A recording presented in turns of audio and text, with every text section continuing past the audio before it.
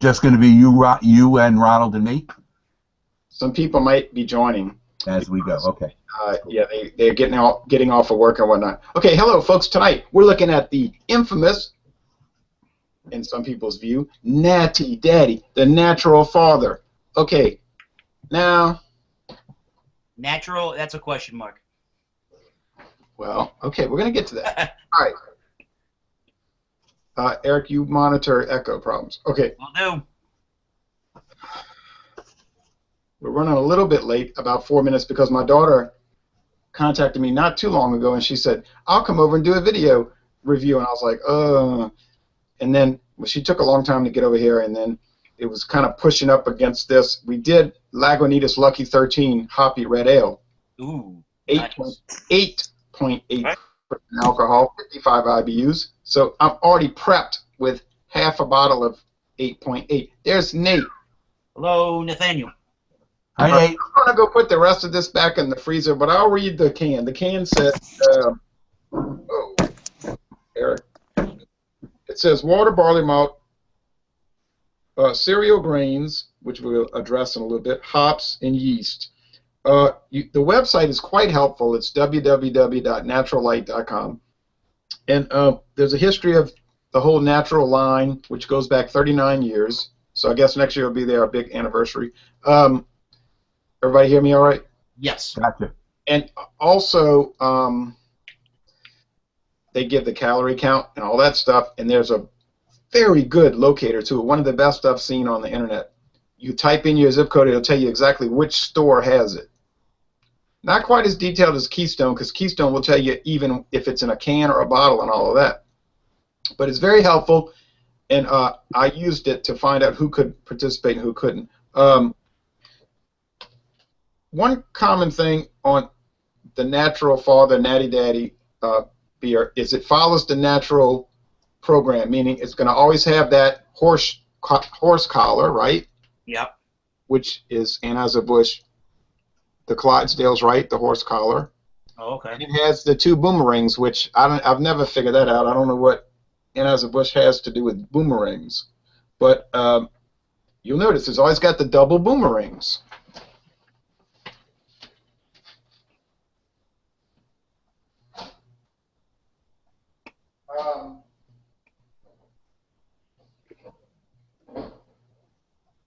And the other thing I can mention while Jay is... Yeah, excuse me, I almost spilled my can. Oh.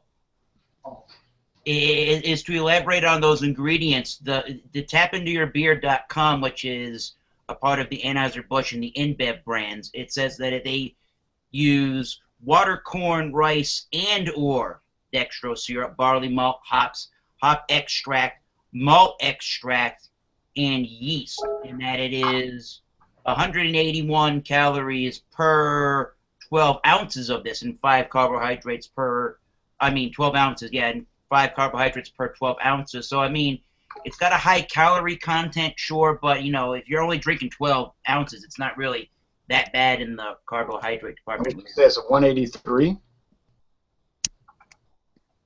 says 181 on tapintoyourbeer.com. Yeah, I called that site up, too. I'll have it right here. Okay, anybody on this group not ever had this product before? I've never had it. I don't have it tonight either. I'm just here for any assistance I can be. By the way, Yeah. Mike, your camera is sideways. That's how it looks to us. Yeah. All right. I'm gonna work on that. Okay. Hey, Yeah, who's we the have it Pontiac coming from? Oh, it's Marilyn Jake, and he doesn't have it either. So I guess we're going to have some on-camera Special guests. On-camera viewers. Okay, now this beer does seem to be on the fade out.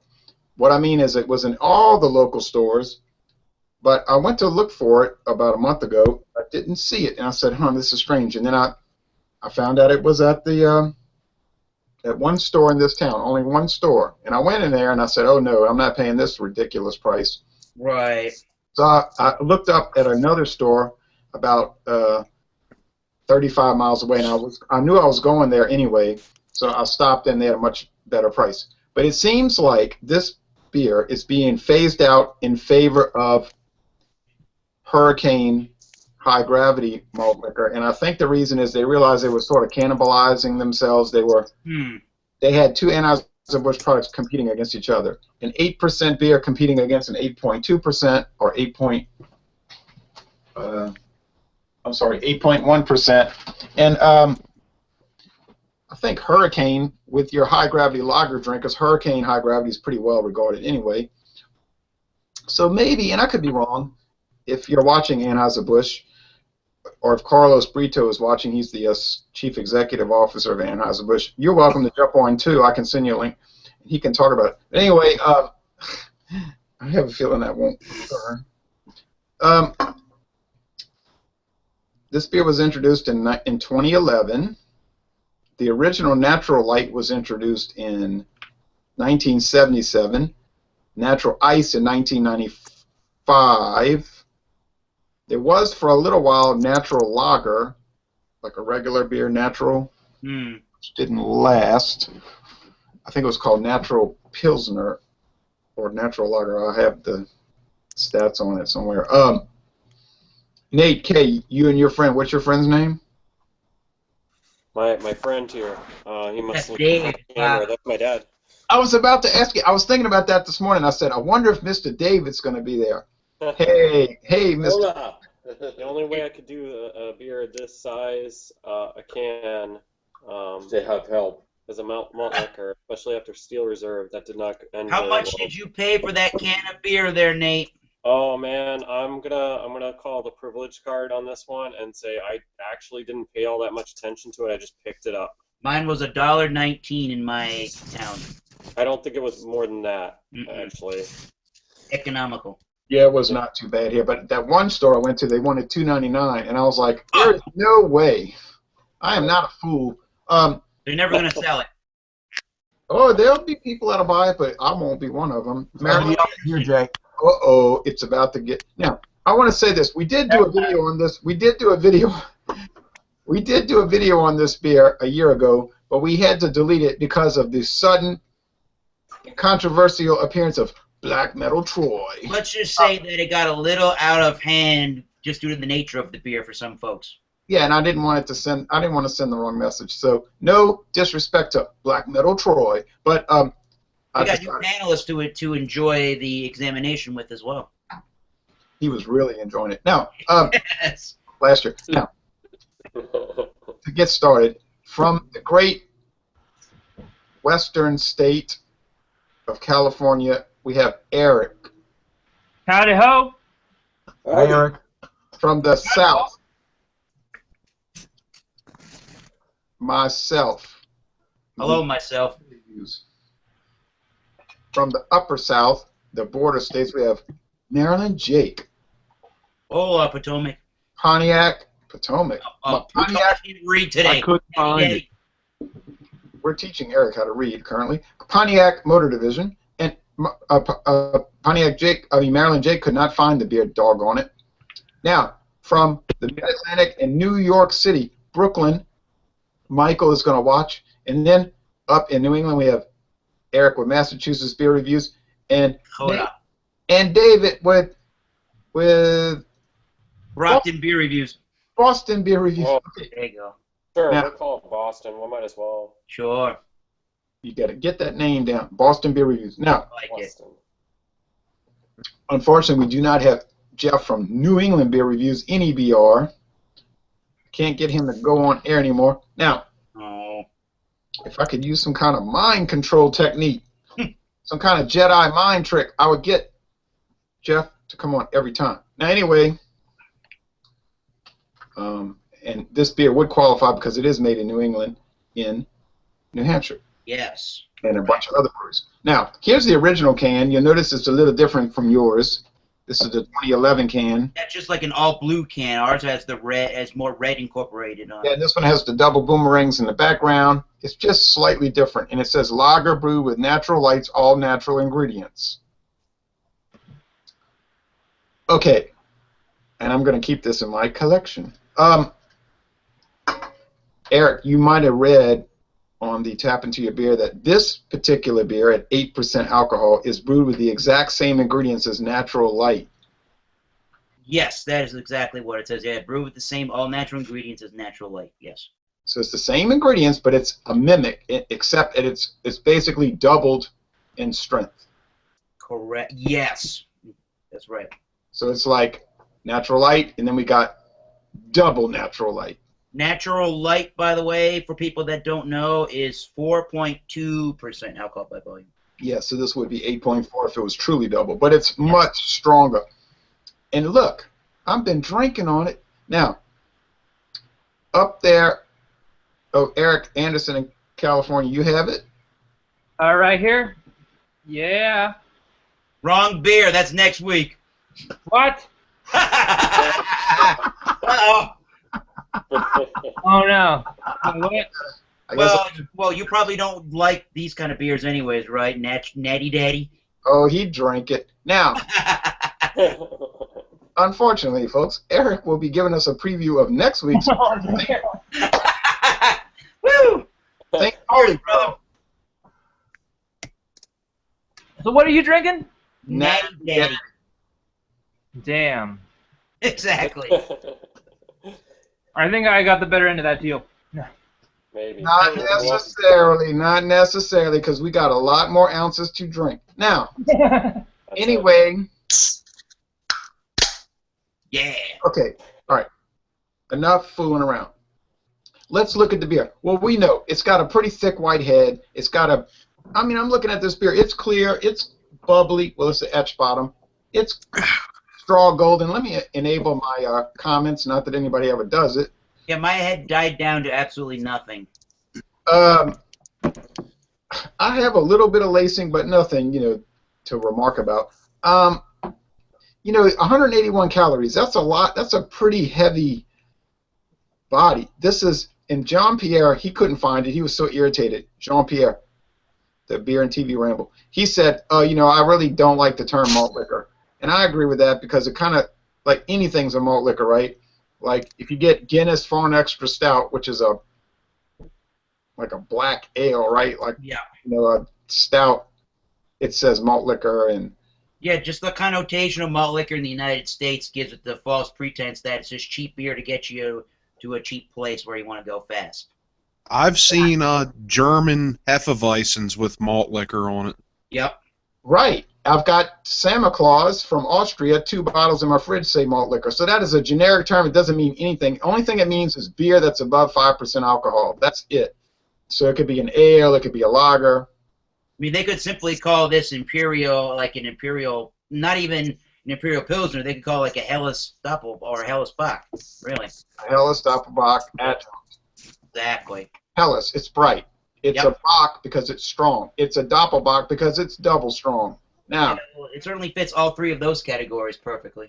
Yes, and it's an adjunct because they use corn syrup. Now, brewer's syrup. Now, it doesn't say malt liquor. It says lager. And it is a lager. It's bottom fermented. It's brewed at, cold. And it's Anheuser-Busch, so it's brewed the hard way. It's not your pumpkin peach ale, even though they own a pumpkin peach ale. That's comical because they figure most people that are drinking the pumpkin peach ale probably hate Budweiser and don't even realize that Anheuser-Busch owns the ale they're drinking. And that's fine. It's all marketing. People get too, don't you all think people get too, wound up? Out of shape about it, yeah. Just enjoy what you enjoy. That's all you got to do. Oh, man. I was watching that Super Bowl a year and a half ago, and I was having a good time. And that commercial came on. I said, oh, no. I got to hear this all day tomorrow. And exactly what I predicted happened. Anyway, up there in New England, I was going to say California, but now up in New England, hey, where's John Sharon? He said he was joining us tonight. I just realized this. Oh, he said he said that he couldn't join tonight because he was at work. Oh, so we put our job ahead of beer examinations. Okay. He can't drink at work? What's the matter with him? Yeah, I don't get this. Okay. Anyway, all right. So he hopes to join next week, and this will be the last time that the work thing is playing into Wednesday night. Okay. I'm glad he mentioned that, though, because that's telling us where he's at right now. Exactly. It's not just an unknown. It's telling us that your job is more important than drinking beer on the Exactly. internet. What a waste of life. Okay, well, I'm just giving him a hard time, but you know, Yeah. I mean, think about this. People put their career ahead of drinking. All right, but anyway, obviously I'm being silly. Yeah. But His beer on fire. because I don't believe in all that. Well, Okay, here's what I get out of the beer in its yeah, right. All you New England people, David, Nathaniel, and Eric, y'all have the floor. Enough talking from What me. I'm getting, so you mentioned you and I mentioned, Jay, the Helles Doppelbock thing. It's definitely that bright straw to golden color. It might even be a little bit closer to a golden or a dark golden color. There is tons and tons of carbonation, and I'm noticing some of the carbonation's actually sticking to my glass. Tiny amounts of lacing. The head died down to almost nothing. And it's just a really effervescent looking American style, strong, pale lager kind of beer. Yeah. It looks like a lot of other malt liquors I've had before. I might put it that way. I would tend to agree with that. It looks about as clear and about as golden as I would expect it to be. In fact, if you look here, I don't know if you got how well you can see the. Oh, it's really good. Yeah, that's a pretty awesome thing that you're showing right now. Really, it looks great, by the way. It's I mean, pink.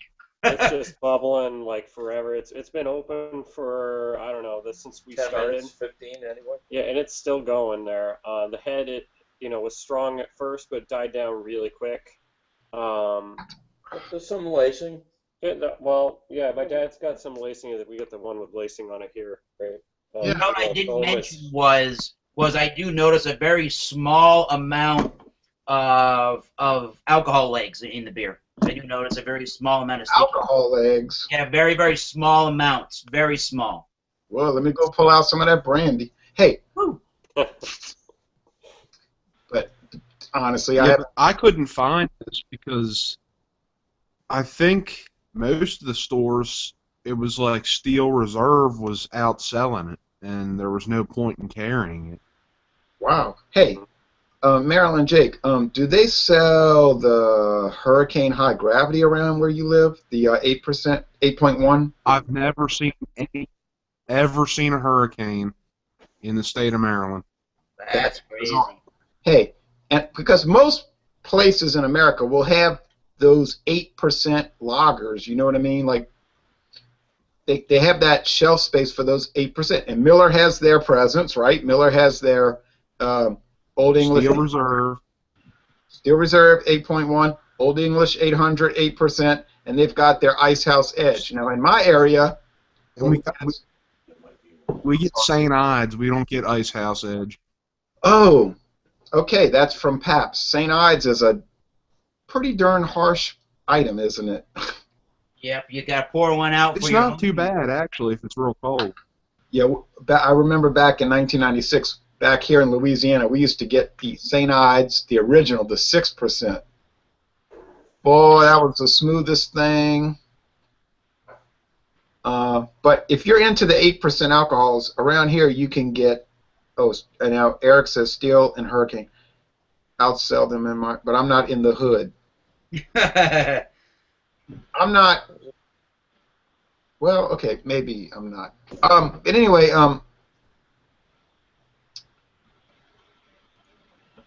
most places will get that little array of 8% ABV. Now we also get Four Loko Gold, which is 14%. Wow. Oh, we get that too. But I've had it. I ain't going there. I'm not going there with Four Loko in general. Although I do talk to an Anheuser-Busch bulk merchandiser. You want to know what it tastes like? It tastes like. You know what? It tastes like apple juice and Robitussin. Ooh, yum. This guy, man, this guy. I see him almost literally every day of my life. He is the Anheuser-Busch bulk merchandiser in this area. And he's telling me, oh, yeah, I drank Four Loko Gold. That stuff's good. I said, come on, man. Chris, You gonna go to a store after work and buy a whole 24 ounce of Four Loko Gold and drink that? Oh yeah. You're gonna be on your butt. Oh no, he says no. He's 50 years old. He says no. I've been drinking heavy for years. It's like no problem. And I was this guy's comical. And I was telling him, I said, well, I used to drink. I said I started doing this brandy examination little series, and he said, oh yeah, my thing used to be E&J. I said, oh yeah, I have a bottle of that. He said, oh yeah, early Jesus. I said, early Jesus? What are you talking about? He says, you know how we gotta give a name to everything? So he says, he was telling me this story about his friends drinking. Early Jesus, hey, take the bottle, pour your own troubles. And I was like, okay, this guy, Wow. this guy, man, if I could get him to come on here, he is so comical. But we had an interesting thing in school we called Purple Jesus. what It is was that? grain alcohol mixed with Xarax. Wow. And the Man. reason it was Purple Jesus.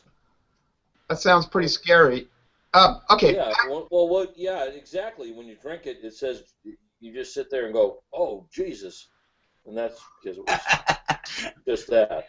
Okay, now this is turning into Tez's Travel Tales. Now, up there in New England, let's go into this is pretty obvious what it looks like. Yeah. It looks like beer. Anybody would say it looks like beer. But then when you get into the aroma and the taste, then people are going to say, whoa. Okay, New England guys, what do you think about the aroma and the flavor? After you, Nate. Wait, you're giving it to me? Yeah, but Anybody in New England, including Jeff, who I'll can jump take on, Jeff Lyons, who I'll can take jump it on then. any moment. So for Aroma, and my dad might disagree with me on this. I think this is like the only detractor I could say right now. I've been tasting it. I don't find anything offensive taste-wise, but to me, the aroma still from first pour to now reminds me a little bit of Barbasol from like a hair cutter. Oh, yeah. That's weird. I do agree with that. It kind of Wait a bothers minute. me a little You're talking bit. about the stuff that they soak the Yeah, scissors in? Scissors in the that's combs, what it yeah. reminds me of. The disinfectant. Yep. Yeah, probably not what they were shooting for. No, I'm sure probably not. But it doesn't taste like that. But of course, I couldn't say for sure having not tasted Barbasol before. But it tastes Wow. like beer to me. Yeah. You can definitely taste the alcohol in it, which I thought was a little bit more unique. Like in the other malt liquor class beers that we've done, I know we're not using that word, but like Old English, you taste. I think I tasted and more. It was probably it was just different types of sweetness, I think, and this one it almost. It's got a very strong alcohol presence. Like you can taste the alcohol in it more than anything. It's very sweet, but it's a different type of sweetness, I think. Yeah, it's definitely lighter than the other Colt 45 or the Still Reserve. Now, the Colt 45, you were drinking the high gravity or just the regular old Colt? So regular. Just a regular. Yeah. Yeah, and that's only 5.6% ABV. Yeah, we don't get the high gravity, that or the hurricane in our area of New England. Mm-hmm. Yeah, we do get the Hurricane high gravity, but we don't get Colt 45 high gravity. Although I'm tempted to drive to Florida. Hey, Eric, in Massachusetts, what are you picking up with this? My taste profile is primarily general kind of a sweetness. I think that's probably the dextrose type syrup. I'm definitely getting.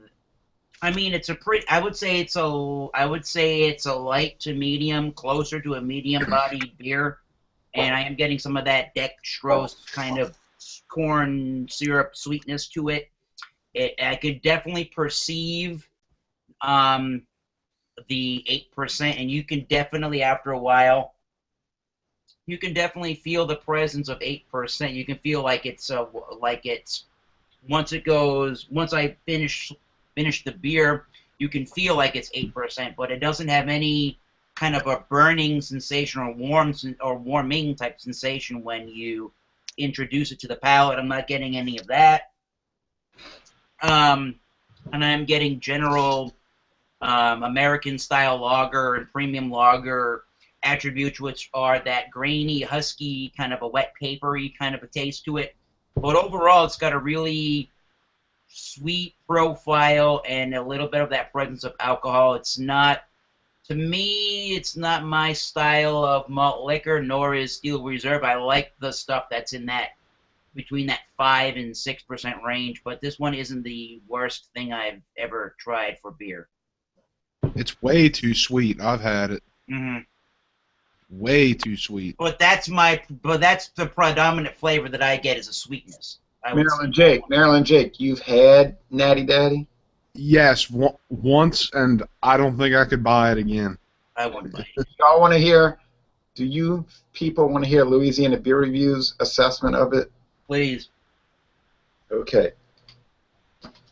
Gotta take my glasses off. I'm taking a deep inhalation. I'm picking up sweetness, like a lot, but not quite like offensive. Mm-hmm. You get something like camo, and you take a deep inhalation, you almost want to vomit. Excuse my language, but it's that horrendous. This is not horrendous at all. I can take, but that company is, we're talking about a legitimate company, right? We're talking about Anheuser-Busch InBev. They're a legitimate company. People that make camo, I ain't going to say anything. No, never mind, because I don't want y'all to find my body behind the dumpsters. Uh-oh. I'm still curious to try that. It's nightmarish. It's like you're living Eraserhead in the movie. All right, but anyway, continue. It's sweet, it's bready, it's okay, it's malt, it's dextrose syrup, that brewer's syrup. Yep. Syrup, however you say that word. But it's not, it's more like a beer aroma than just anything else. I could say, oh, it's got almonds, it has some grass. I think it does have those things, but mostly it's just a beer aroma. Now the flavor, it's a lot of things. To me, it's got some little bit of alcohol tingle, but not as harsh as your Colt 45 High Gravity or your Schlitz Gold Bull VSL or that Schlitz Ice Bull. Those are 8.5%. They are devastating. I'm telling you, I mean, those things are profound. But this one is not profound, but it's like heading toward it. It's letting you know. It's saying, I'm here, and you got to deal with it. I'm not, you got to deal with me. I'm not going to worry about you. So it's sweet but not cloying. The alcohol is there. It's there, but to me it's more there as a tingle, not, it's not a nefarious presence. You know what I'm saying? It's like it's high alcohol beer, but it's not offensive. I'm having trouble describing it. It's, what are you saying? I don't have my glasses on. Basically what I'm saying is I don't find that it's very. I find that Steel Reserve 8.1 has much more of an upfront presence. Like when it hits your palate, you can taste it's a little bit hotter and warmer. But when I finish the beer of the Natty Daddy, that's when I get the alcohol presence. Yeah, right. Steel Reserve is more like, yeah, it's more assertive. But gosh, if you could drink that 6% Steel Reserve, that would open up a whole different world. But anyway, this one here is the mouthfeel is high medium. It's not heavy, but it's high medium. It's got body. Now you got to say this thing has body. It does, and you know what I'm talking about. It has that Anheuser-Busch house style. And I think it's something to do. What is that? I think it's, yeah, well, I'll tell you what it is, Maryland Jake. I think it has something to do with their yeast strain. Yeah. Mm-hmm. Like when you drink a Budweiser, or a Busch, or a natural ice, or this, what we're drinking tonight, they have this sort of like, man, it's so hard to describe, but I can nail it. I mean, I understand entirely what you're saying, and you're right. It is very, very hard to describe that Anheuser-Busch flavor. it's a house style, and it gives people what they call a dirty hangover. And I say, yeah. Well, I think the problem, and I don't get sick from that, but I think a lot of people that get those dirty hangovers from Budweiser or whatever, I tell them all the time. I say, I think it's the yeast. Hasn't Anheuser-Busch actually come out and said that their unique yeast strain doesn't sit well in some people's, body? They might have said it. I haven't read it. But this, go ahead. I'm going to go get the rest of mine. But I think it has this little uniqueness to it. Is this, now, obviously, is this the greatest thing in the world? No. Obviously not. But, on the other hand, Close. who froze? Maybe Eric Anderson himself froze. No, I see him. We're all good now, right? Yeah? Yeah. We're back. I have drank many, and you can check my video catalog to back that up. I've drank many high-gravity European lagers. Well, most of them are not made with adjuncts, although some are. This Natty Daddy, and I think it's a terrible name. It sounds like you're on some bad highway on a corner, and they got people slinging rocks. They should have kept the natural name and did Natural Father. That would have been cool. Yeah, they're wearing bandanas, slinging rocks, drinking Thunderbird, and they're carrying they got a 32 in their strap. And, it's just like, it's a bad connotation. But, so the presentation to me is questionable. But the product... That's what we should review, Jay. Thunderbird. Oh, my goodness. Bum juice. Yeah, and from actually a credible company. But anyway, this, it has character. It has some... It's not what the name connotes. Like, when you hear the name, you're thinking of, like, really scary parts of town. And I mean, it's got some scary aspects to it. I'll agree with that side of the statement, but you gotta, Now, wait. Marilyn Jake wanted to say something. I'm curious. Yeah, I was talking to my uncle's coworker the other day, and he said he used to drink Budweiser, but now he only drinks National Bohemian because Budweiser gives him nasty headaches, even after just one or two. Same old story. I think it's that yeast strain, yeah. It's the yeast strain, and it doesn't bother me, but I know, everybody's physiology is different, and it can give other people this terrible, dirty hangover. Now, the only thing that Budweiser does to me is that when I drink it, it feels like somebody stuck an ice pick through my temple. Huh. Wow, not good. But it doesn't. You say, well, that's kind of bad. Yeah, but it doesn't linger. You know what I mean? It's just like you hit me, and then I died, and then I finished drinking it, and then I wasn't dead. But anyway, now I'm going to go to Michael and Eric in a minute because I know you're watching. I want to ask you some questions. But this is really interesting drinking this. To me, other people might be rolling their eyes and saying, look at this moron. But I don't care, actually, because it's a fun hobby. It's not like I'm trying to... I don't want to cut you off really quickly here, but Jeff Brister is about to join us with the beer live. Oh, it's about to get so real now. Yeah. But Nate, Kay, and David, to me, like you might be thinking you're overplaying it. You're taking bum juice and you're making it into a gourmet beer. Yeah, you're trying to make it into La Bête des Vosges from France. I'm not saying that, but I'm saying, I'm not saying it's a beer de garde, but it's I like it. I like Natty Daddy. Anyway, enough of me. What do y'all think?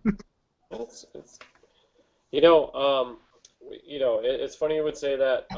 Nothing bothers me about the taste of this beer. It's really just the smell that got to me, and I think it's more of a personal thing for me. But we're not from Back Bay. We don't put our fingers out like this when we have our beer. So I think stuff like this is definitely okay. And if we find one that doesn't have the smell, the smell that bothers me only really, then I'd be okay with spending a buck for a 25-ounce. Yeah, buck beer. 20 basically. Yeah. Yeah, I mean It's a great deal if your goal is to become legless after one drink.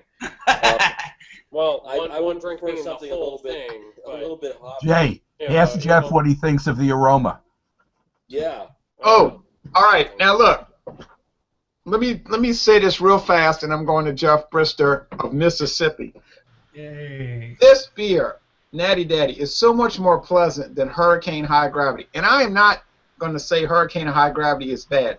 I used to buy this guy all the time. I can still get 12 packs for $9.69. Damn. This thing here is so orange. It's so heavy bodied. I was drinking that one night and I was like, oh man, this beer is too heavy. It's too, I don't want to say harsh, but it's like too much of a mouthful. I feel like I'm eating a beer instead of drinking it. So I stopped buying it. Okay, Jeff Brister, I'm turning the floor over to you for about a good little while. You give us everything about it. All right, Natty Daddy, 8%. Big brother, I guess you could say, a natural light.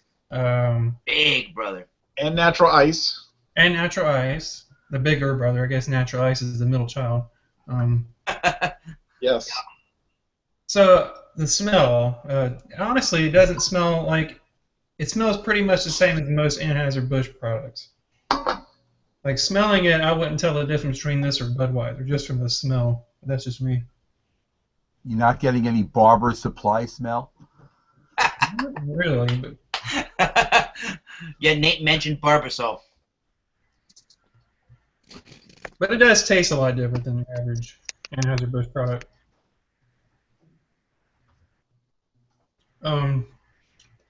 But I have to say, I think I would have to agree with Jay on the fact that compared to other beers, other high gravities that are in the 8% category, like Camo or Hurricane High Gravity, it's a lot more drinkable than those.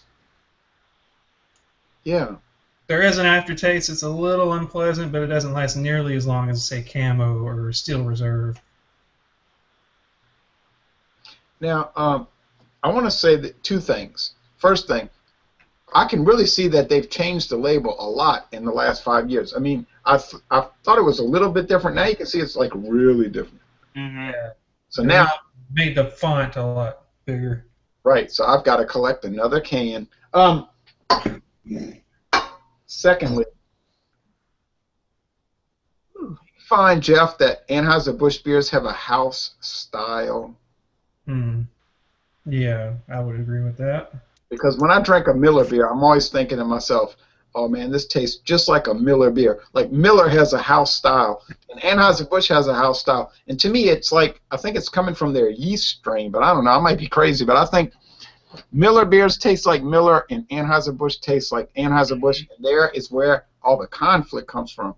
Same thing with Coors, I think. I think like Keystone Light, Keystone Ice, Coors Banquet, and Coors Light all have a certain kind of distinct taste. Yeah, I think a lot of these beer brands, and I even noticed that, Jay. I noticed that with a lot of microbreweries or craft beers. I noticed that a lot of them have a similar baseline taste, and I think, like you're saying with the yeast, maybe it's the yeast, and I think in general, including yeast, I think that some of these brands and some of these microbreweries and craft beers are using the same base ingredients, maybe the base, the same kind of yeast and the same malts in a lot of their beers. And maybe Anheuser-Busch is right. using some of those. Yeah. I think you're right. And I also want to point out that Natural Light, unlike, I'm sorry, I've been drinking too much of it. Natural, what do you call it? Natty Daddy.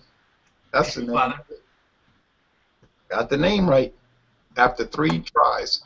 That beer is only sold in cans, not on draft and not in bottles. Whereas natural ice and Natural Light is sold on draft and in bottles and cans. So Natty Daddy hasn't come out in a 40-ounce bottle yet. Hasn't came out in any bottles. From my understanding, and according to the Natural Light website, which encompasses the whole line, Yes. it's only sold in cans. And mainly tall cans. Now, you know last year they came out with the 6% version in the 12-ounce cans, and Jean-Pierre was telling me about it, and I was like, oh, poor Jean, he's so wrong. And then I went to Walmart, and I was like, oh, Jean-Pierre, he was so right, and I feel so played. What's funny is that 8% is only in the big cans, and the 6% is only in the small cans. Like there's no like 6% big can, and That's right. There's no That's right. 12-ounce 8%ers. That's right. It looks like the 6% disappeared after only 5 or 6 months. And I got to say this. The 6% was not as good. It had a lot of off qualities. It had like a little nastiness to it. I drank the whole 24-pack, but I said to myself, I said, you know what? This is one of those rarities where the 6% is not as smooth and enjoyable as the 8%. But, you know, Anheuser-Busch was just testing it out. No big deal. There's something I know. If I could tell you this tonight, I would tell you. I cannot tell you, but if I could tell you, I would, because you're not going to, well, never mind. You're just not going to believe Might it. as well just get whacked. Put it to you like this. When it does happen, I'm going to tell you. Remember when I was telling y'all about I knew something? I'm telling you now, here we are in May. I know something. And when you hear about it in September, I guess, you can say, oh. Alrighty then. Yeah. Now, Pumpkin spice malt liquor. I just can't. I cannot. I told them I would not say anything. They're paying me money, you know, $5. But that's actually what I'm getting paid, $5. But in case you think I'm getting paid off, my final thought on Natty Daddy is I really like it. I mean, I really like it. It's like a social lubricant. It's easy to drink. It's smooth. There's no off flavors. I have drank many Helles Doppelbocks, and it can go toe to toe. It is a great value. I think it is an awesome value. Is it the world's greatest beer? If you go to a gas station and you buy this 25-ounce can and you think this is the world's greatest beer, you probably need to get out of the beer hobby. Yeah. But it's good, you know what I mean, in context. Mm-hmm. Now I'm going to let everybody else talk, but I think it's good in context. I'm about to sign off here, but my final thoughts on the Natty Daddy, and I'm not even going to say the style, but the style that it's categorized in the United States of America. I bought, this is the third time I ever bought it in my life. The first time I just sort of bought it on a whim just to try it. The second time was when we did the last beer review, and this is the last time that I've bought it. It's not really my thing. I think it's a little bit too sweet for my liking. I mean, I like that it's a little bit bigger of a beer and you get that presence of the alcohol, and when you're not in a position where you need to, you know, you actually need assistance getting from point A to point B in your car, it's a nice kind of a style of beer to have and to enjoy with friends, like Jay said, in a kind of a social setting. My favorite of the you know, of the style, not even just a high gravity style, but I much prefer the Old English 800. I think it's a much more pleasant experience. It's not so sweet. It's not so harsh in the alcohol department, but that's what I mean. I do like the alcohol part of that beer. It does sort of give you a nice little social lubricant, right? But overall, I probably won't normally seek this beer out again. You know. So what you're saying is you would not buy it again. Correct. So how long have you been a communist? Since the Okay, all right. last time we did this beer review. Okay, other New England people. The other New England people, what do you think about it? Yeah, what do you Well, go first? well, I am a communist, but Uh-oh. Triggered.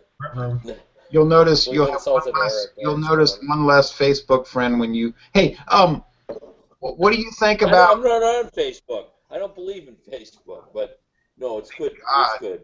Thank the I Lord. actually, Hey, what do you think about this beer, and would you buy it again? Okay, final thoughts, and would you buy it again? well, I mean, aside from the smell, I mean, I like the taste, and I feel like that's what should matter is the taste and not necessarily the smell of it. But the smell is you know, I know everybody else seems to not really mind it as much as I do. It really is bringing me back. I feel like I'm getting my hair cut. What does he think of the smell? Because he So just started on it. that's I don't know that I would get it again based on that. I really need to find I kind of feel like I do need to find a malt liquor that has a taste like similar to this even, but not quite as much of a not quite as much of that aroma, like more of a beer aroma. How about Mickey's ice brewed ale? I'd be willing to give it a shot. That's good. Mm. Yeah, Mickey's Ice is pretty good. Oh, I feel like I'm Marilyn Jake and Jeff Bristol, you've had Mickey's ice brewed ale? Yes, I have. Yeah, I've had it, but only got it in Virginia at the Tri-State Exxon. Yeah, that's sort of like the Holy Grail. If you find that, you're in a special club. I actually have some on me right now. Okay, I'm gonna have a seizure right now. okay. Okay, In a 24-ounce can, no less. I'm gonna start. I'm getting kind of emotional because he showed that. Hey,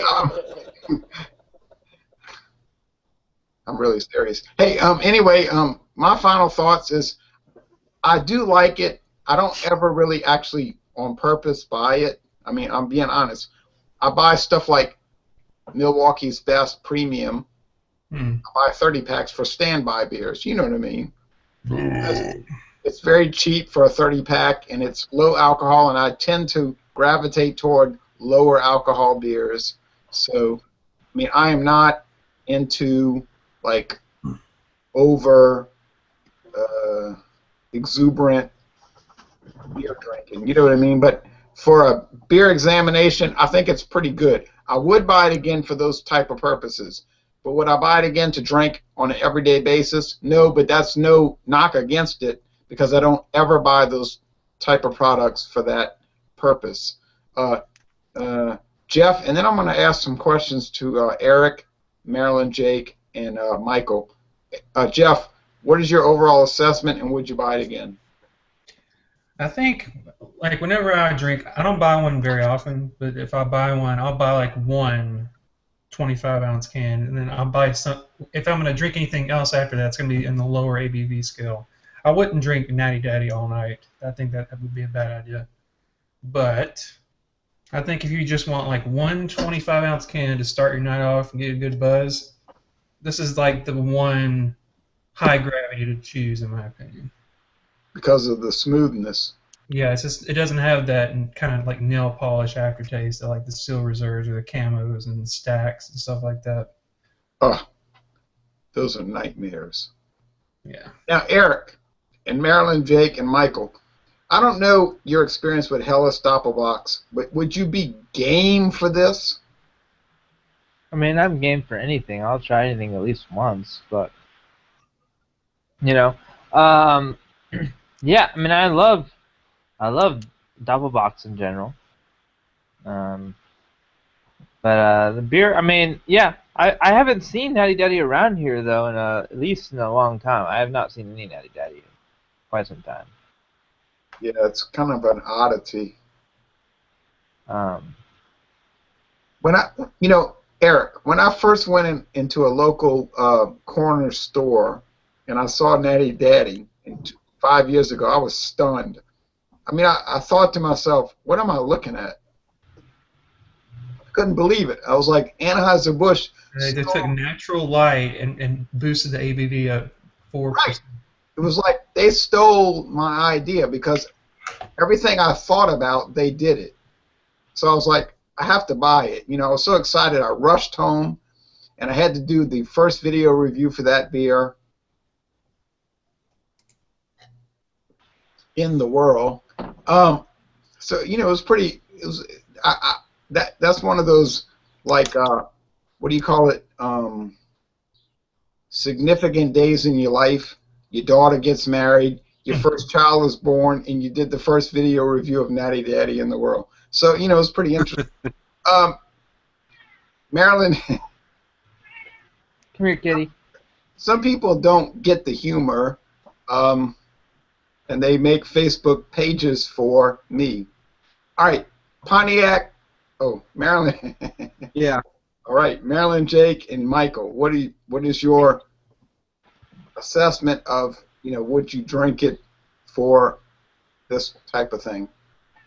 No, I bought it one time and one time only, and I did not like it. Okay. It was probably one of my least favorite beers ever. It tastes like they put like Sweet and Low in it or something. Oh God, Sweet Blow. that's not how you can. So what you're saying is you're the guy who sabotaged Chipotle. Uh-oh. What do you mean? I'm just joking. I'm just kidding. Now back to Michael in Brooklyn. I've never had any of these high gravity things that you're discussing, which I don't know if that's good or bad, but I generally stay away from them, not because I'm a craft beer fanatic, just because there's so many other things to drink. I just don't bother. But I mean, I'm not saying it's bad.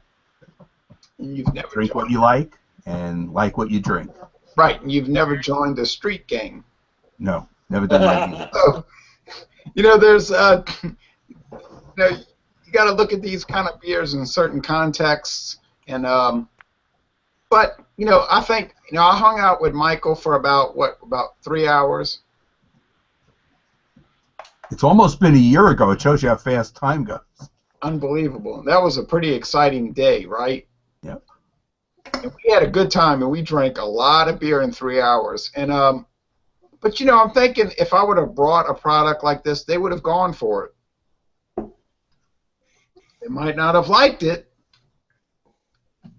but the thing about Giant Space Monkey and Michael is that they would have been honest about it. If they wouldn't have liked it, they'd have said why, and they would have given a pretty coherent and I would say unbiased evaluation of the product. You think so, huh, Mike? I think so. I try to be fair when I'm doing stuff. And Mike I have was a awesome. question now. Marilyn Jake, since we're just getting his Pontiac image, can he see us? I can see you. You guys can't see me. Okay, because I got some stuff. No, all we can see is an icon.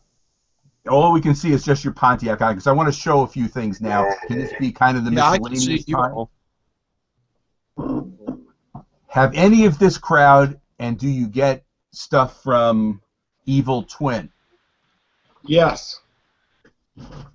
And I don't know. what do you think of it, if you've tried any of it? It's awesome. Like Molotov Light, I haven't had that, awesome. It's awesome. because I want to show some stuff on the camera that I picked up today. And let me see if you can. Yeah, we see it. Can you see that? Yeah. Their stuff A is little more. really good. Hold it up a little bit. Elevate it. Elevate it. There you go. Right there. So this is a 12% Imperial Stout. I haven't tried it yet, but it's rated like 95 on Beer Advocate. I'm going to give it a shot. And the other one is called Wet Dream, and it's a brown ale infused with coffee, which I don't know. I like coffee in my beer. I've had several coffee beers I that don't I know have. why coffee and brown ale would be associated with that topic, but you know, anyway, go on. Well, it's brewed in Connecticut, not far from the New York area. Still alive. It has nothing to do with Playboy or Penthouse. Okay, go on.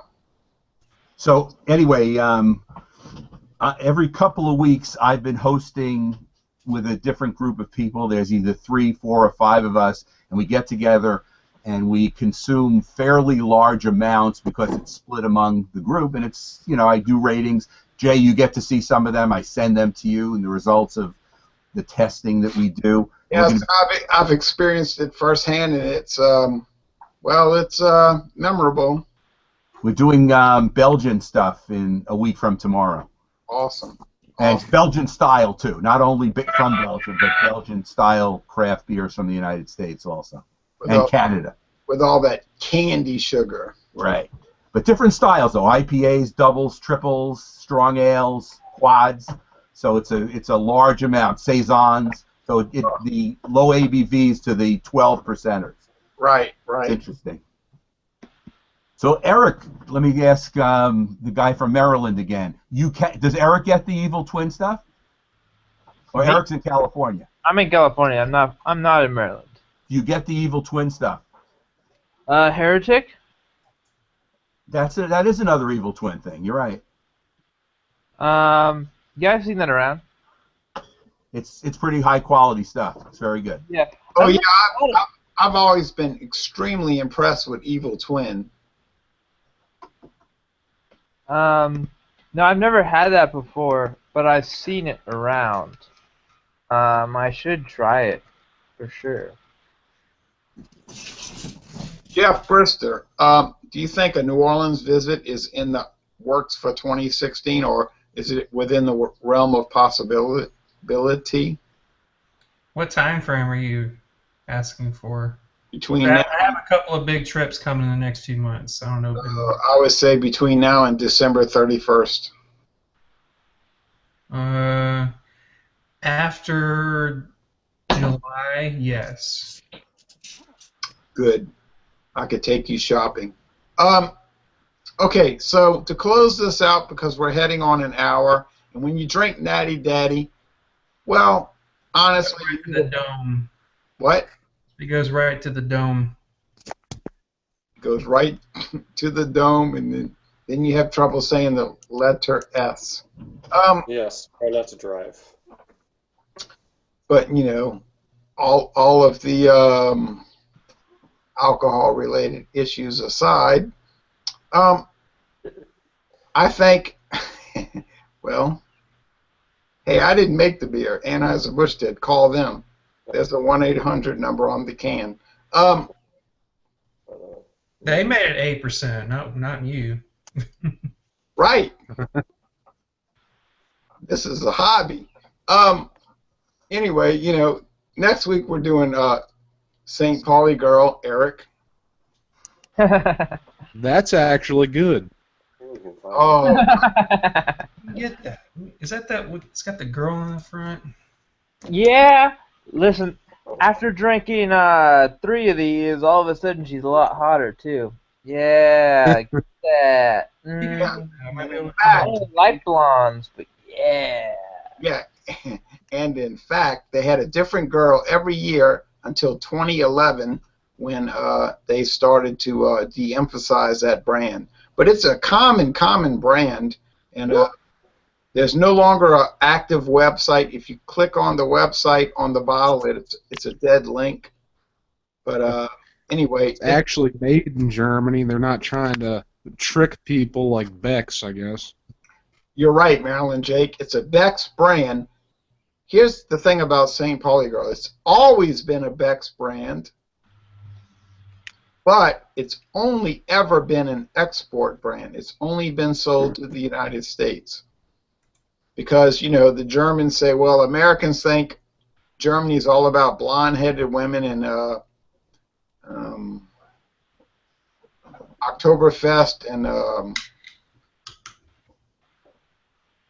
Mercedes. I was going to say yeah, big old titties. Yeah, right. I was trying to think of a acceptable way to. That stereotypical blonde chick. At least she can carry 6 beers at once. Damn, that's talent. Oh yeah. So they fed into that American stereotype perception of Germany. So that's next week. So we got. All right, I lost my train of thought. What are we doing for the reviews after next week? Jay, what happened to the Bud Light Lime? I know that was in the offer. Is What? that still happening? All right. Okay, How many folks. did you have before the video started rolling?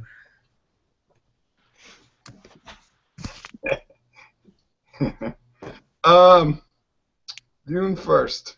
Okay, so that got moved back. Dr. Day, the beer professor, calling you up and telling him exactly what you did. And I would welcome. Is he really a doctor? Not necessarily. I didn't know if he like actually had a PhD or something. Yes, he has a master's degree. Chimay White, June 15th. And on June 22nd, we have a regional. I'll be right back. Uh-oh. It's bad when Jay gets up. He's got the giggles. Yeah, I got a golden pheasant right now too, so that's pretty good. If you ever had that. Oh, I'm gonna put it out there. I feel like whenever I get one of these guys or any of the other types of this, I feel like it's a share beer. No, but Yeah. really, really, folks. It's my Really, folks, when you splash water on your face. Anyway, What was June 22nd, Jay? So you don't forget. all right. I just had to reset the. All right, had to press the refresh button. All right. Okay, May 18th, we're doing that now. May 25th is St. Pauli Girl. June 1st is Bud Light Lime. Well, it exists. June 8th, we're going to have to skip that because of certain... Travels. We don't want to give out too much information. June 15th is Chimay White, and June 22nd is this is an interesting one, and I believe Eric or Maria came up with this idea. They said, how about we do a regional beer that's like really big or relatively big in your area, but is like totally inaccessible anywhere else in the country. And I said, I know exactly what that is. yeah, in your case it would be National Bohemian. In New York it would be Ballantine Triple Export. In New England it would be Narragansett. In Mississippi it would be what, Jeff? That's hard to say. We can get Narragansett in Maryland. In New York, too. We're talking any beer style? Regional, a regional beer that's common in your area, but that's like unheard of anywhere else. Maybe I should try and go get Bow Ice, Jack. Don't do it. I know a lot of people can't get Black Label Steel Reserve, and I can. Oh yeah, that's a good one. That's a good one because that's one of those oddities. In my case, it would be something like, a Beta or I can get Beta here. yeah, I'm thinking about that. And then in Eric's case, it would be something like Old English 800 7.5%. Well, okay, question. It has to be something that's regional, not like a small microbrew that you can only get a beer. Right, because in that case, that's everywhere. That's everywhere, yeah. It can't be something that you can only get at the brewery, because that's not really regional. Right, a regional beer would be something that is in your state, and it might Like one or two states, the whole. Right, it might overlap into some other states, but it's not. Yeah. Not only is it not common in other areas, it's like you can't get it. Like here's a good example. Coors Extra Gold, and yeah, the Extra Gold. I've never seen that anywhere. That's good. We can get it here in Maryland. right. Every time I go to Maryland, every store has it for 30 packs. I'm like, oh wow, you have Coors Extra Gold, and they're looking at me like, duh, and I'm like, yeah, but we cannot get that. Um, Hey, do they still brew Dixie? yes, that's another long story, and we have to get off the air. But yes, it is technically still brewed, but in Wisconsin. So it's not in Louisiana anymore. Oh no, not since Hurricane Katrina. But beers like Carling Black Label, Stroh's, you know what I'm talking about, like Grain Belt, Rheingold.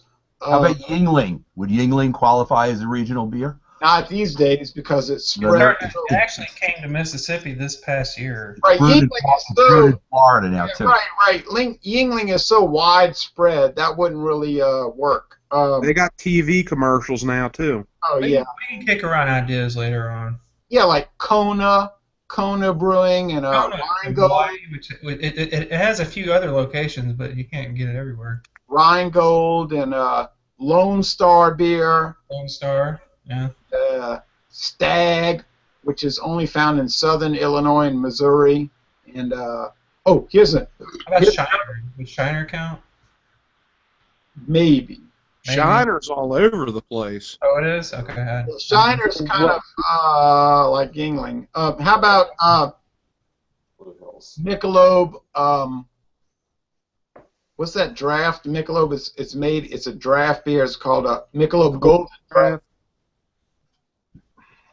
Very difficult to find. Okay, all right. Anyway, that's what's coming up, folks. Next week is St. Pauli Girl Lager. Been around for 51 years. Sort of an interesting beer because it's to me, it's on the down slope. I would say in 10 years you're not going to see it. Damn. I hope that's not true. They already canceled St. Pauli Girl Dark. They did? Been going for almost 2 years. Oh. St. Pauli Girl Special Dark. There's still the St. Pauli Girl Lager and the St. Pauli Girl NA. That should be a fascinating examination. Anyway, this Natty Daddy, I had to go splash water on my face. All You good. know. It's all good, Jay. I know. When you cannot finish a sentence, that's telling you something. But anyway, folks, thank you for watching this video production. Thank you, Jay. Yeah, and y'all come on down to a lot of different states. Yes. Wait for it. Who's left? Are you live? Can I take my face off now? Wait for it. Yep, where you go? We're still live. Okay, so let's see you guys. All right, guys, we're gonna later.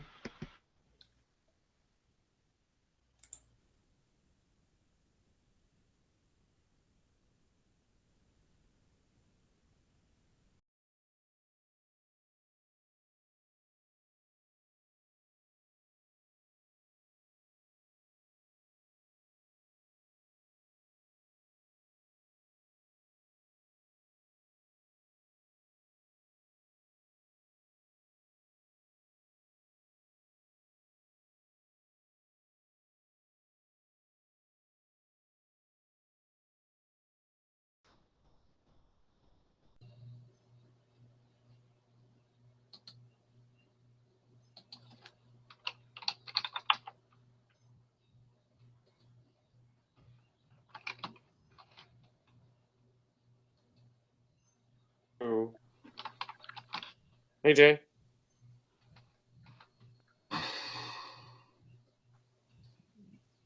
Is he there? Hey, Jay. Oh, Jay. sorry, I hit the wrong button.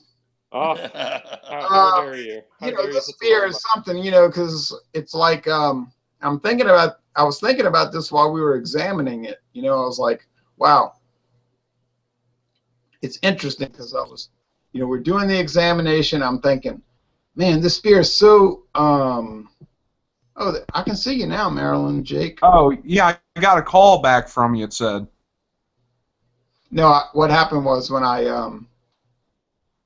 terminated the online hangout, I hit the wrong button, and it Oh, I'm Still sorry. says we're live, actually. killed the hangout. But no, what I was saying, it's interesting. This is kind of an interesting beer because I'm drinking the whole 25-ounce can, and the problem started because my daughter calls me up, and she's like, "Oh, let's do a beer review," and I was like, kind of it was like trepidation. I was like, well, so what does she pick? She picks Lagunitas Lucky 13, which is 8.8. And I said, oh, man, I I have got this. this. Yeah, this is our chaser. Ooh, that's a good one. Little something. Little something, something. So David in Maryland. So I'm like, and I know it's coming, right? So I'm like, I know what's going to happen. So I'm drinking it, and we're examining it, and I'm saying, well, I'm going to have trouble around. Yeah, because when you're experienced, right? So I'm thinking, well, I'm going to have trouble around 40 minutes in, So it's like weird because you know what's happening, but you can't. And so I went and splashed water on my face. That helped a lot. But anyway, it's like if you're in a NASCAR, you're going to wreck sometimes. But It anyway. happens. Hey, do you like golden pheasant, Jay? Oh yeah, from Slovakia. Yeah, I'm having one of those right now, a half-liter bottle. Oh yeah, that's an awesome beer. It's Okay, let's put some stuff. really interesting because that's a Pilsner and it goes back to decades, and it's called there's a Slovakian name. Oh yeah, you guys can't see me again. I don't know what the issue is. No. I can see you fine. I can see you.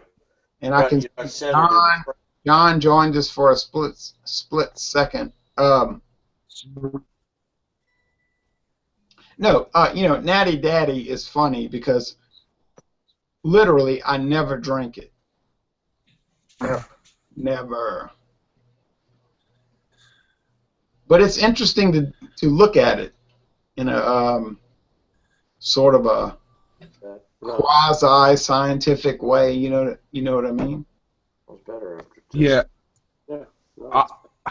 I haven't liked the way my local craft brewers like the direction they're going in. Like everything they put out is flavored now. They don't put out anything regular. It seems.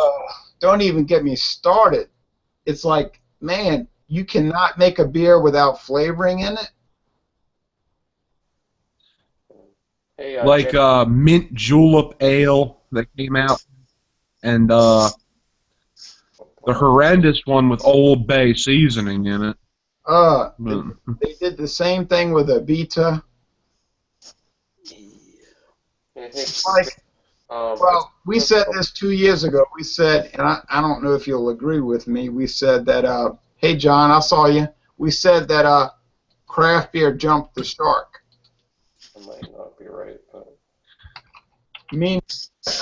What does that mean? Well, I'll tell you what it means.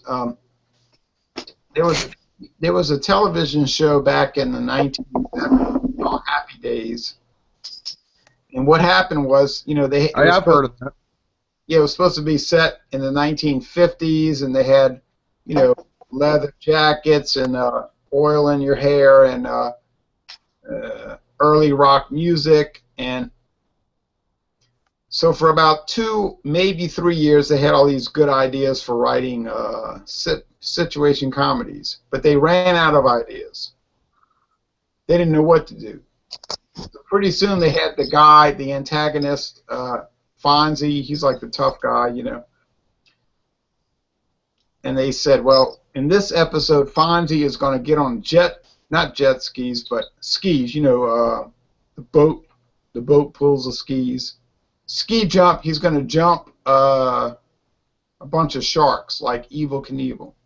And they said, well, this television show has gotten to be ridiculous. It's a joke.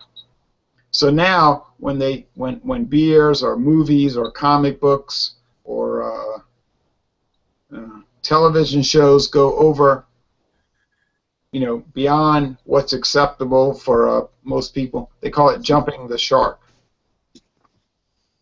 Oh, okay. And jumping the shark means you need to just get out. You know what's a really acceptable beer that's not made anymore? No. This. Oh!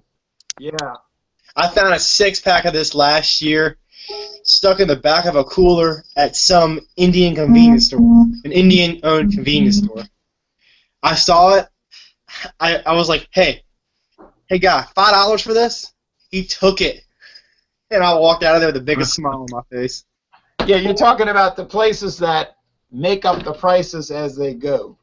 Hey, well, I mean, it's not that he makes it up. He knows he hadn't seen that in a long time, and he didn't realize it was in there. Guys, and I gave him money for it, for a product otherwise would have been taken out of the store. Guys, we're definitely still live. I just checked YouTube. We're live. It's okay. Look, that beer, but one of the best beers I've ever had. I wouldn't go that far, but I'll say this: that Budweiser American Ale was discontinued in 2012. It was introduced in 2008. That is, I was thinking about this the other night. That's one of those beers that helped bring down Anheuser-Busch. Really? True story. I thought it was just them wasting money. Well, they had a lot of internal problems. I drank too much. Did they have labor issues? No. I drank too much Natty Daddy tonight, so we have that consideration. But this is the problem in Anheuser-Busch. Yeah, but I can recognize the cat. But I can recognize it. It's my little kid. Anheuser, we're not supposed to be on air, so this is, kind of scary. But Anheuser-Busch, look, no joke. All right, they had this guy. His name was August Busch the Third, I think. He used to be on the television commercials around 1998. He's about 80 years old now. He was like really focused, you know what I mean? He would drink and party and all, but he was like focused on the company. But he had this son, his son. 2 women died in his presence. No joke. This guy had major, now I can't say it on the air because I'll be liable for a lawsuit. There were some problems. The guy takes over the company in 2000. Wait a minute, what's all this? This guy takes over the company. He is drunk every day. He is on prescription drugs every day. I think Nate K and his daddy gave us the goodbye. Anheuser-Busch was turning out to be the next Schlitz. They were losing money like you could not believe. They made money, but they were losing more than they made. I mean, this was a company that was hemorrhaging money. Turns out that the Bush family, the Bush family, the grandfather, the son, and the grandson, they only owned about 2% of the company. So the shareholders said, Like this, because I'm pretty sure I just fucked up the lighter. uh-oh. This is live. Okay, well, can you Good move. Yeah, I heard that he was like high as a kite at the company meeting. Yeah, they had a conference in somewhere in East Coast. He was so high they had to pull the guy off the stage. This was sad. The guy's like 46 years old, and they're like, get him off the stage. Get him off the stage. So the shareholders got together and said, we have got to make a move now. This company is one of the biggest companies in the United States, and it is dying. So basically they said, you know, forget you, we're out. So you know what happened? InBev came along and said, we've got the cash to make it happen. And the shareholders said, do it, because these clowns will wreck the company. We don't want to be another Schlitz. And that's another story. So 2008, they bought out Anheuser-Busch. You know, it was like unbelievable. How could this happen? How could this great American institution get bought out? Well, easy. You've got a business model that's questionable. The Bush family owns 2% of the company, right? Right? Not to mention that they're all on drugs and they can't make a coherent sentence. And that's it. They sold out. And so, but the American people should be happy because they rescued the company. Because what good would it do if it was still American owned and all the breweries were shut down and everybody was out of work? I mean, what would that accomplish? Yeah, I heard the same. Sorry. Same thing. People were when Jim Beam got bought out recently. They won't. They said, "I'm not drinking that anymore." People say that, but because you know that's Japanese owned now. Yeah, I don't know about Jim Beam. I know about Anheuser-Busch. Jim Beam did get bought out. Oh, I know that Stroh's was a family-owned company,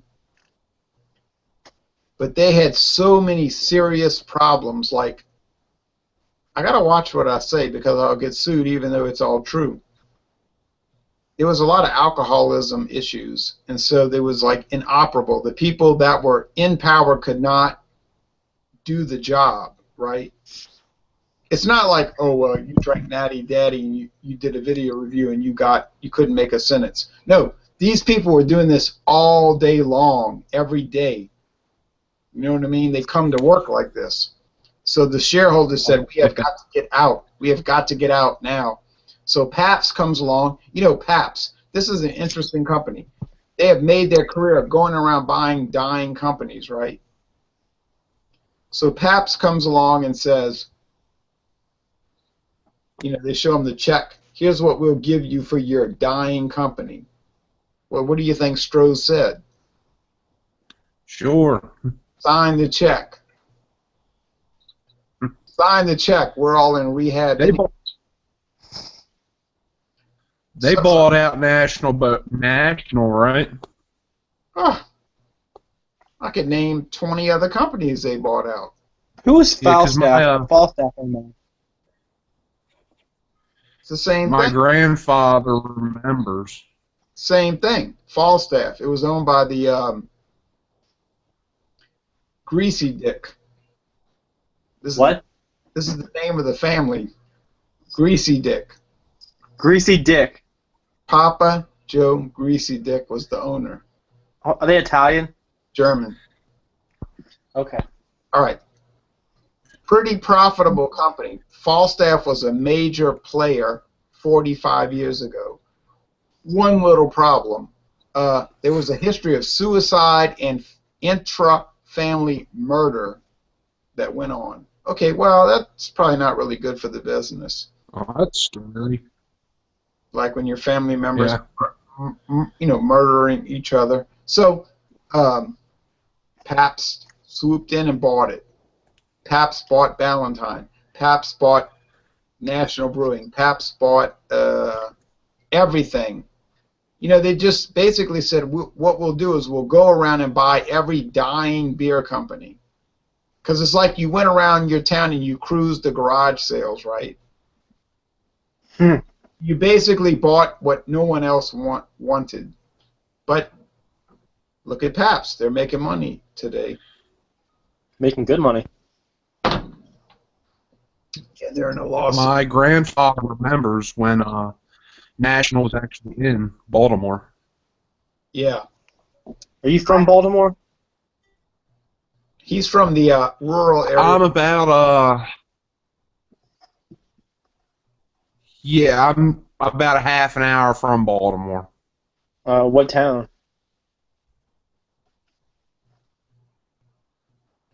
What town? I am in a town called Sykesville.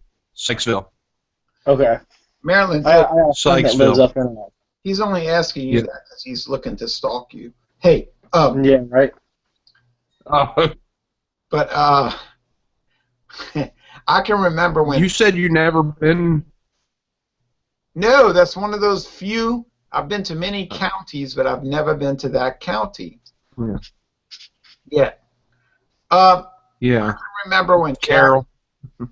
No, I've never been there. I've been through Maryland all along U.S. Highway 1, but never that county yet. I can remember when many local breweries were in Operation Jax and Falstaff. Anyway, we can go on and on all night. It's the same story.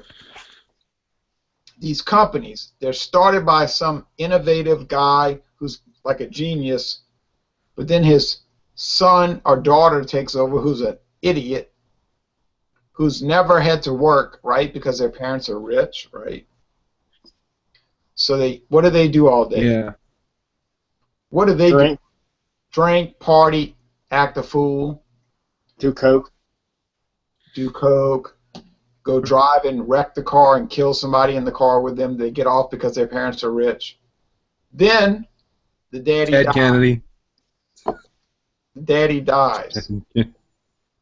The son inherits the company. He wrecks the company. Look at Howard Johnson's. 45 years ago, Howard Johnson's was like the biggest hotel company in America. This is no joke. Really? John Walker's like, what is Howard Johnson's? I've heard of a Howard Johnson. It used to be a restaurant, right? And a restaurant chain. Believe me, John. Listen what I'm telling you. When I was a little kid going on road trips, every town had a Howard Johnson's hotel and a restaurant. And in Maryland, Jake might remember ice cream parlors. What do you? Like Baskin Robbins, 32 flavors. I've actually never been to a Baskin Robbins. We have Hoffman's is better near where I am. Yeah. Well, Howard Johnson's, this guy, his name was Howard Johnson. He started this big, huge company. His son took the company over when he died 44 years ago. And I mean within 10 years, he obliterated the company, and they sold out. Well, it's still around. You can go to New York City or They have one around me in Richmond. Jacksonville or Richmond, Virginia, and stay at Howard Johnson's, but it's not owned by the family, It's good, it's like Ramada or Holiday Inn, but... I don't think I've ever stayed at one. You ever stayed at Holiday Inn? Stayed at plenty of them. You ever stayed at Ramada? Yes. Is that part of the Howard Johnson chain? Yeah, because Ramada got bought out by the same company, Wyndham. Wyndham is huge, Wyndham worldwide. They got money. It's the same thing. It's like, it's not super cheap, but it's not super nice. It's like upper level mediocrity. You know what I mean? Oh. It's okay. What's the terminology for it? Below premium, or a premium level? I guess that's the word. No, I would say it's like above premium slightly. Like like Quality Inn, Ramada, Howard Johnson's, Hampton Garden, Hampton Inn. Best Western. Days Inn. So like an Econo Lodge. I would say Days Inn and Econo Lodge is a step below that. They're more of a budget. Yeah. Like Budget Inn. Budget.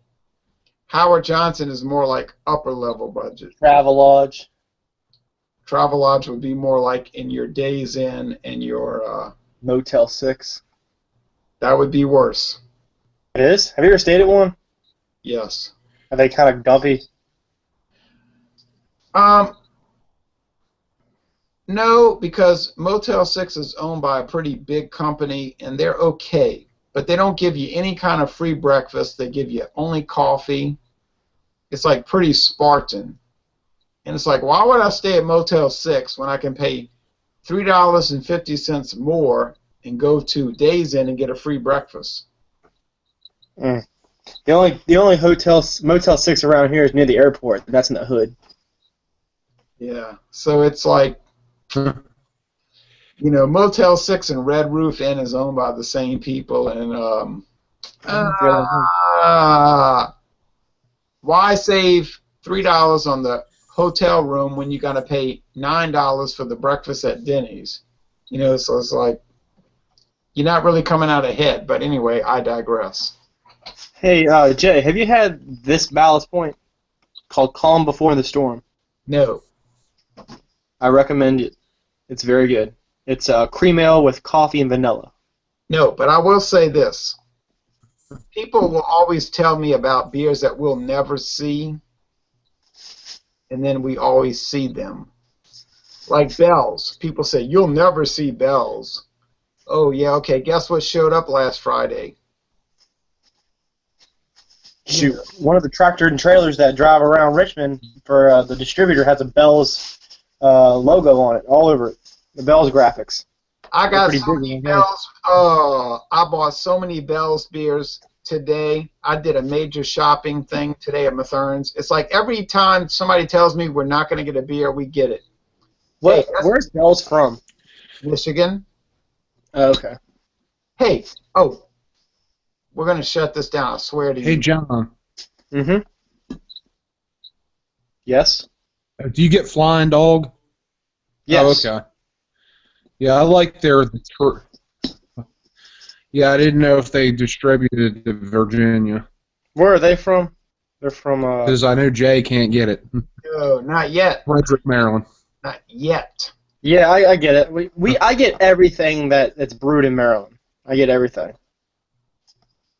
Well, I mean, anything that's big. I used to distribute the hell out of Heavy Seas when I was working for the distributor. John. Mm-hmm. That Budweiser American Ale, does it... Loose tannins, okay. Does it taste stale? Well, I drank it all last year, and I think the 6-pack was 4 years old because it has a 2011 date on it. It tasted pretty fresh. It could have been hoppier, probably when it was fresh, but it didn't taste like bad beer. Like you know how Heineken tastes after about a year in a bottle, or some really funky Heineken. Yeah. It didn't have that taste. It tasted fine. It was a real subtle hop note, though. I know for a fact when this was fresher, it had a hoppier taste to it. Yeah, but honestly, it was never a hoppy beer. It was more. No, it wasn't hoppy. I'm just saying, like, it's about the same as a Boston Lager. Yeah, or Basque Ale. Yeah, I really enjoyed it though. I just thought they did a good job on the style, and that's why I said I'm not gonna say it's the best beer in the world, but it was a really good interpretation of amber ale. I think they did a better job than Fat Tire. Yeah, I think the problem was that they came out with that beer right when the buyout was happening. This beer is the attention they needed to give it. This beer was eons better than Black Crown, in my opinion. Oh, don't even get me started. Black Crown, it's just too much. I like too Black much. Crown. I haven't seen it on shelves in a while. Oh, it's dying. It's dying. It's dying. They don't even make it in the Williamsburg plant anymore down here. 'Cause I live about 60 miles from the Williamsburg, Virginia brewery. They don't make it here anymore. No. Well, they just lay it out there and see if people will jump on it. If not, they just kill it. Like it got really popular at VCU where I went to college because it came out when I was at VCU. It got really popular, and then all of a sudden, 3 months later, after the Super Bowl, it died. Oh yeah. Well, I bet consumption went down by half. Oh, if not more. Shocked. they went back to Bud Light. Hey, Marilyn, Jake, you think you can join us for St. Pauli Girl? Oh yeah, I can actually get that one. All right. I think this thing is still going live. We got to cut this off. All right. Well, y'all have a good night. You hear? Yeah, you too. All right, you too, man. You too, and I appreciate you joining us. Yeah. Okay. Well, just message me. Bye bye. Bye bye. I will. I surely will.